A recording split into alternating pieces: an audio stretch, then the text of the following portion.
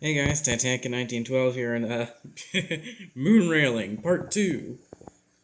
And it's with the same locomotive as last time. This time we're not moonrailing through the yard, we're moonrailing into the yard.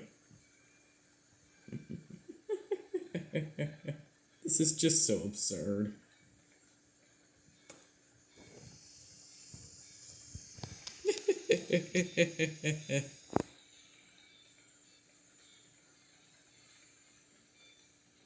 Our wheels are spinning forward, but we are moving backward.